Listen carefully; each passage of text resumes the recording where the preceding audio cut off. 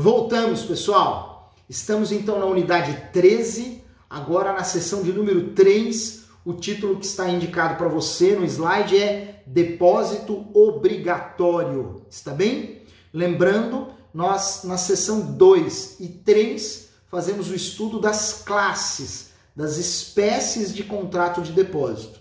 Na seção de número 2, falamos de contrato de depósito voluntário. E agora falaremos do depósito obrigatório. O contrato de depósito obrigatório é aquele que deriva da lei e não da vontade das partes. Nós temos duas subespécies. O contrato de depósito obrigatório pode ser legal ou pode ser necessário. Legal ou necessário. O contrato de transporte geralmente traz no seu bojo, internalizado nele, um contrato de depósito da bagagem do passageiro. Não é verdade? Olha, eu vou pegar um ônibus de Lorena para São Paulo da empresa de ônibus Pássaro Marrom. Eu levo uma mala, chegando lá, qual é o contrato principal? Transporte. Mas a transportadora é obrigada a levar a minha bagagem. E surge aí um contrato legal de depósito, que não depende necessariamente da manifestação específica dessa nossa vontade para surgir. Se eu levo a bagagem, haverá contrato de depósito. Não farei distinção aqui entre a bagagem que vai lá no porta-bagagem embaixo do ônibus e aquela que vai dentro do ônibus. Deixaríamos isso para uma aula de contrato de transporte, está bem? Se alguém tiver curiosidade de saber se há distinção no cuidado da bagagem de mão e da bagagem que vai no bagageiro, procure o estudo do contrato de transporte. Lá você vai encontrar a resposta. Para nós, se tem bagagem, tem depósito. Surge por força de lei. É um contrato de depósito obrigatório, está bem? Do tipo legal. Por outro lado, imagine, uma infelicidade, uma catástrofe, uma enchente numa determinada rua de um bairro, e em virtude da enchente, uma família tem que recolher todos os objetos e acaba que o vizinho lhe oferece ajuda para guardar os objetos, porque a casa do vizinho é um sobrado, tudo bem? Também surge um contrato de depósito, independente da vontade das partes, por força de dispositivo legal, me perdoem. Esse contrato de depósito obrigatório é do tipo necessário e ele sempre estará vinculado à ideia de uma situação em que se torna necessário o depósito do objeto alheio para salvá-lo. Geralmente, situações de calamidade como essa que eu descrevi. É também chamado pela doutrina de depósito miserável. Não gosto muito desse termo, prefiro mesmo ficar com depósito necessário. Está certo?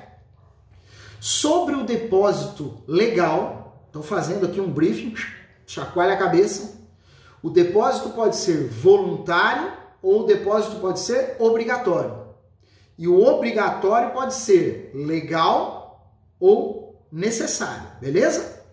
Falando um pouco mais sobre o depósito legal, observem que ele, via de regra, terá uma natureza mercantil.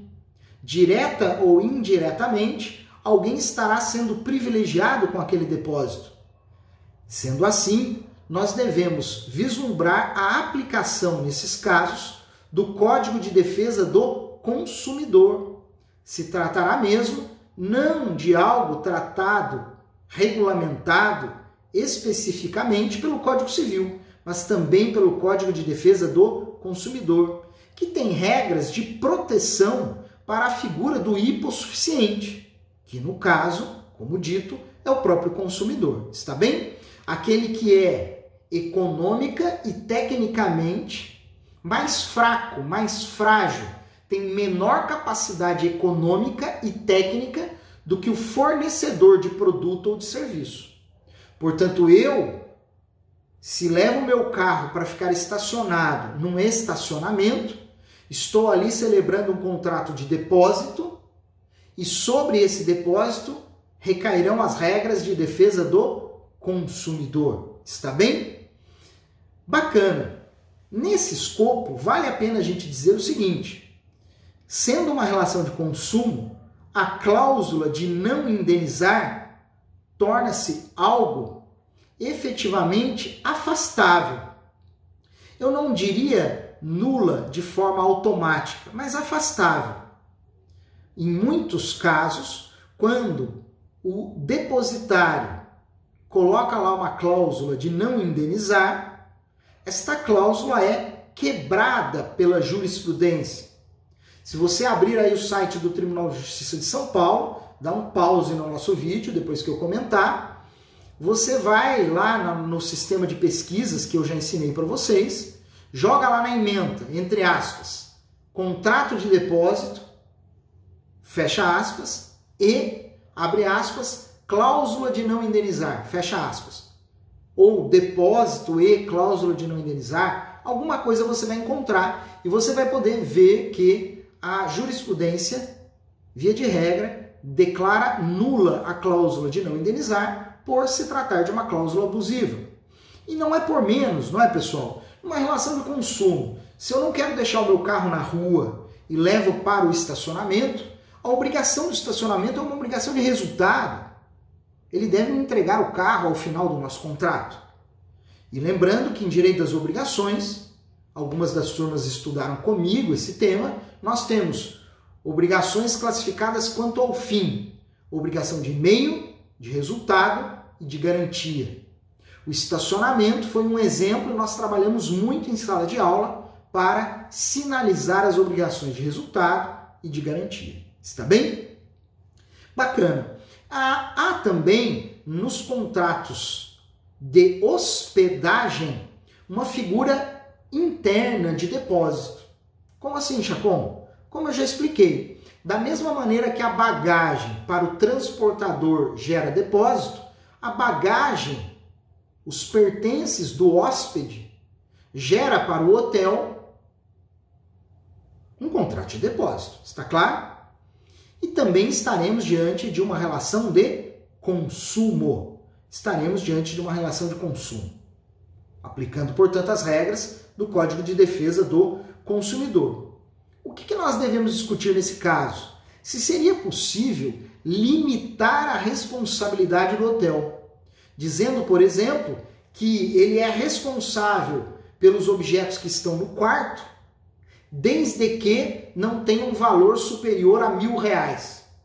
Se você tem um objeto acima desse valor, ou você deixa guardado, depositado lá, né, com os funcionários do hotel, lá na entrada, ou então o hotel lhe fornece um serviço de cofre para você guardar esses objetos.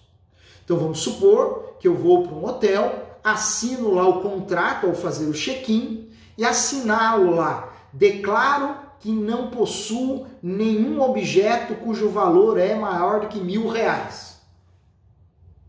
Vou para o meu quarto, faço as minhas coisas, vou para as reuniões que eu tenho na cidade. Quando eu volto, eu digo assim: roubaram, tiraram do quarto o meu óculos.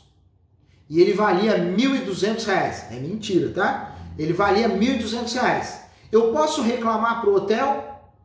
Ó, você tem que me devolver o óculos, porque ele vai... E quanto que ele vale? R$1.200? Eu entendo que não, pessoal. Por quê? Eu tive a oportunidade de declarar que eu tinha um pertence nesse valor e eu assumi, quando assinei o check-in no hotel, que eu não tinha. Eu disse que eu não tinha. E mais do que isso, o hotel me disponibilizaria um serviço de depósito para este objeto. Se eu não deixei, eu aceitei o risco, assumi o risco de perder esse objeto nesse formato. Lógico que o tema também é discutível, mas não é objeto direto da nossa aula, porque ele trata mesmo de relação de consumo. É tema para o estudo de vocês no direito do consumidor. Mas eu não poderia deixar aqui que o tema passasse simplesmente em branco, né? Estou pontuando.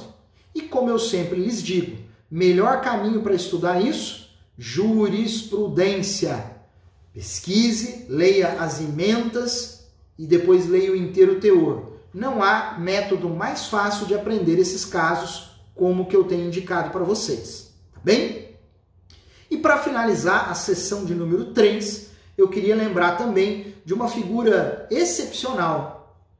Também um depósito obrigatório que é proveniente de uma decisão judicial. É o que chamamos de depósito judicial. Você estudará esse tema com mais detalhes no direito processual civil. Mas eu entrego para você aqui sua concepção, um resumo desse assunto. Ora, às vezes num processo judicial, o juiz pode determinar a apreensão de coisas, seja no direito criminal ou no direito civil. Ao apreender os objetos, o juiz tem que nomear um depositante. Ao nomear esse depositante, através de um ato formal processual, o juiz transferirá para esse depositário a obrigação de custodiar a coisa, guardar e conservar o objeto. E o exemplo que eu coloquei ali vem sempre à tona, e vocês estudaram isso, na prática vem sempre à tona, é a entrega do objeto que foi penhorado numa ação de execução, numa ação ordinária de cobrança. Penhora-se um objeto e o juiz diz, fique com o objeto, nomeando a pessoa como depositária da coisa, até o final do processo, assumindo essa pessoa a obrigação de cuidar da coisa. Mas, Chacon, será que é um terceiro estranho ao processo? Não. Via de regra, será, nos exemplos de execução, o próprio devedor quem vai assumir a obrigação de guardar a coisa. Para finalizar essa aula, eu conto um exemplo prático muito bacana de muitos anos atrás. Um cliente que nós defendíamos como devedor, ele era do ramo de construção e ele indicou a penhora, num processo em que ele era devedor, ele indicou a penhora sacos de cimento. Sabe aquele saco de papelão que a gente vê os caras carregando, pesadão assim? Sacos de cimento, eram, sei lá, 50 sacos de cimento. O oficial de justiça foi lá no galpão deles, na área deles, penhora, 50 sacos de cimento, fez tudo certinho. O juiz nomeou o próprio devedor como depositário. O que ele tinha que fazer? Guardar e conservar a coisa. Não é que meu cliente, de propósito, deixou os sacos de cimentos na chuva. Deu um problemão esse processo, porque o juiz queria alegar litigância de má-fé e etc. Afinal das contas, antes de qualquer consequência processual, eu disse para o cliente, vamos fazer um acordo, né, para não ficar feio, e graças a Deus deu tudo certo. Obrigado, vejo você daqui a pouco na sessão de número 4. Falamos agora sobre o depósito obrigatório. Um abraço.